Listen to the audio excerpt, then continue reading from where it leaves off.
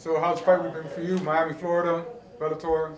How's everything been for you this week? Man, everything's been chill, kind of the same deal. Just chilling in the room, coming out, getting those couple of workouts in, and just trying to relax. DS, chill out before the fight, relax. And so you're getting a co-main event slot here against Linton Vassell. Do you like the fact that Bellator's been pushing you and you're getting these high-ranked positions in the cards? Yeah, 100%. I think I deserve it now. I think I worked for it, so I think it makes sense. Yeah. And what do you make of Linton Vassell, former light heavyweight, moved to heavyweight a few fights ago?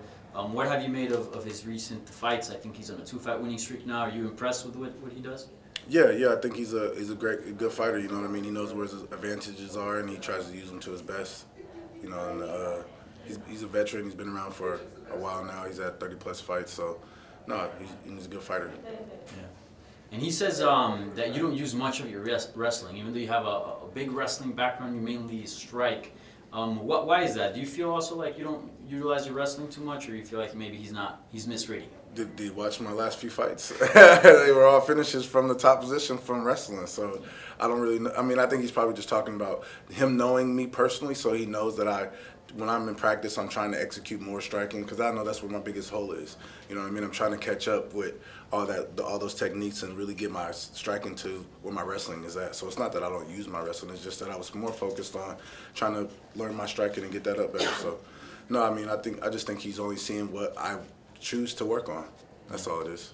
You guys have trained in the past together? Yeah, we've trained together. I was out there for his camp against Ryan Bader. Okay. And I came out here. At Sanford? Yeah, Stanford MMA. And plus, I was a wrestling coach of Black Zillions for an intermittent time between Kenny Monday and Greg Jones. Okay. So I know those guys very well. So was it difficult to accept this fight or just business?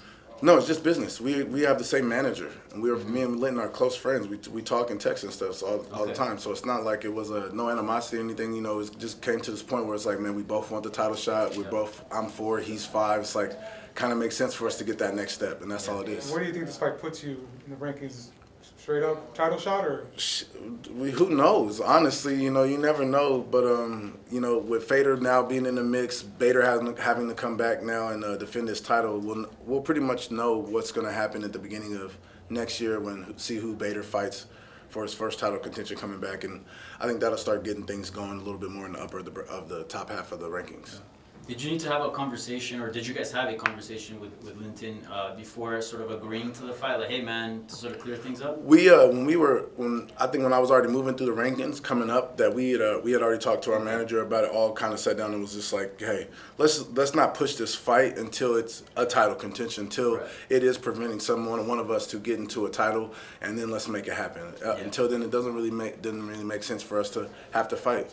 And now it's the time. Have you ever been in that situation where you fought somebody that you've trained with? Matt was my last fight. I was his wrestling coach for a lot longer actually than Lynn. I was actually down there with most of the time when I was the wrestling coach of Black Zillions was with Matt. And that was when he was in the UFC. So I worked with him a lot more than actually I had worked with Linton. So that's what makes it a little like, weird. A little weird, you know what I mean? Because it's like I'm fighting 2 guys from the same gym that I used to work at. And it's like, man, I don't want these guys to feel sour about it. You know what I mean? Because that was the only place I had a kind of a relationship with in this sport. So, but no, I talked to the coach. It's nothing personal. It's just business. Linton says this is a title contention fight, like the one that whoever wins here is going to be number 1. I know you just kind of mentioned how there's a lot going on at heavyweight, but do you feel like if you win this one, like you should be next in line? 100%. I mean, these old dudes, Czech Congo, Fedor Emelianenko, and Tim Johnson are all old-ass guys. What's the purpose of pushing those guys? Like, how much longer do they really have? And you know what I mean? Only one of them I only lost to one of them, and so I don't think Fedor is going to allow a fight against me, and I don't think Czech Congo is either. So I think they should just fight each other and move to the side, or maybe give Fedor a shot because he does have a big name. It does make sense for the marketing and money-wise, so I would understand that too. And that's Moldovsky's coach, so I can see Moldovsky even stepping down and be like, hey, you know what, coach, this is your last shot. I'll let you get this shot before before you call it quits. But then I think if Moldovsky just moves to the side, then now you just gave your seat up. So you can't make the argument that this is your spot anymore. You know what I mean? So, probably score off with me or, the winner of this fight, and then, I think that's how it has to play out if that's what he chooses to do. So Moldovsky has the interim title. Yes. Obviously, you said I wouldn't be surprised either if he steps down and vacates that and has his Bader coach rematch Ryan Bader. Yep. But if Bellator does go sort of the traditional route to unify undisputed versus interim. Who do you think wins between Bader and Moldovsky? Bader beats Moldovsky. Bader's going to be bigger, I think. He's going to be quicker. I think he beats Moldovsky.